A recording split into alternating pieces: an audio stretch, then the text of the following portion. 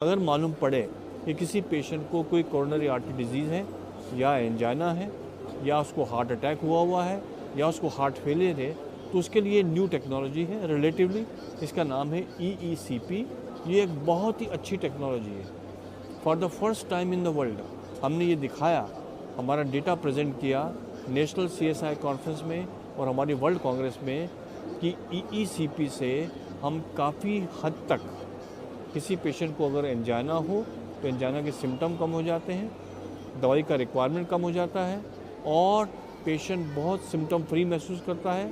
और ये पाया गया है कि जिन पेशेंट को हम 35 साइकिल्स, एक साइकिल रोज़, 5 साइकिल्स इन ए वीक और 35 साइकिल्स इन 7 वीक्स अगर दें तो हम काफ़ी हद तक कोरोनरी आर्टरी डिजीज़ को प्रिवेंट कर सकते हैं, रिग्रेस कर सकते हैं और रिवर्स कर सकते हैं।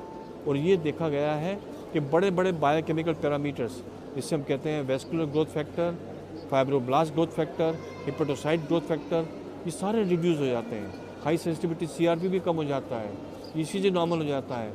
और ये देखा गया है एंजियोग्राफिकली कि जो नेचुरल कोलेटरल्स हैं उसकी मात्रा बढ़ जाती है, जिसे हम अपनी लैंग्वेज में कहते हैं एंजियोजेनेसिस। तो एंजियोजेनेसिस काफ़ी हद तक बढ़ जाता है EECP से। तो EECP के एडवांटेज बहुत हैं। हमने अपने स्टडी में ये पब्लिश किया है 3D एको से कि अगर किसी पेशेंट को EECP किया जाए तो उसकी जो हार्ट की स्टिफनेस है वो कम हो जाती है, हार्ट के जो वेल्व है जिसमें खून का दौरा कम है, हार्ट का जो मसल का जो दौरा कम है खून का, वो सब रिवर्स हो जाते हैं। और ये बहुत पावरफुल टेक्नोलॉजी है। अब आप पूछें कि इसका सक्सेस रेट क्या है?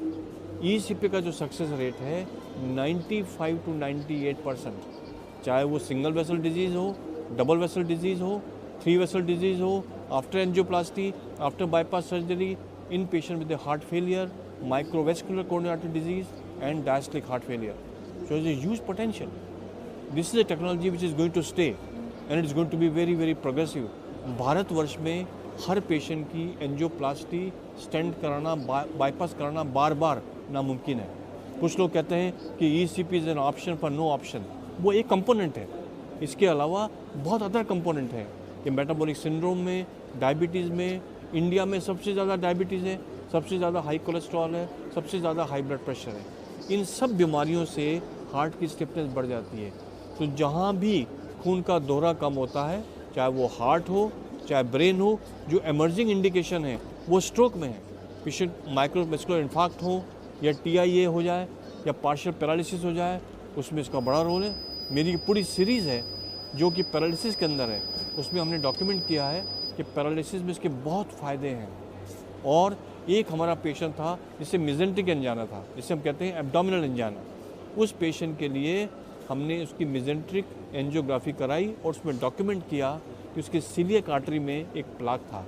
वो खाना खाता था, खाना खाने के बाद उसको सख्त दर्द होता पेट के अंदर, सारी जांच कर ली, सब नेगेटिव, लेकिन एंजियोग्राफी से मालूम पड़ा कि एक प्लाक सीलियक आर्टरी में था। ट्रीटमेंट क्या क्या? हाई डोज स्टेटिन दिया उसको हमने, एस्पिरिन दिया, बीटा ब्लॉकर दिए, कैल्शियम चैनल ब्लॉकर दिए। लेकिन जब EECP पे उसको रखा, पेशेंट इज़ कम्प्लीटली रिकवर्ड। ऐसे कई पेशेंट हैं जो हमने ट्रीट किए हैं लुडविग्स एंजाइना के, पेरिफेरल वैस्कुलर डिजीज़ में। तो उसके इंडिकेशन बहुत हैं। हार्ट तो है ही, उसमें तो कोई शंका ही नहीं है, लेकिन हार्ट के अलावा वो भी इंडिकेशन है। और अभी रिसेंटली एक डेटा पब्लिश होने वाला है सैन डिएगो से, जो मल्टी सेंट्रल ट्रायल है in the stroke and in the emerging strokes. तो EECP का पोटेंशियल बहुत ज़्यादा है।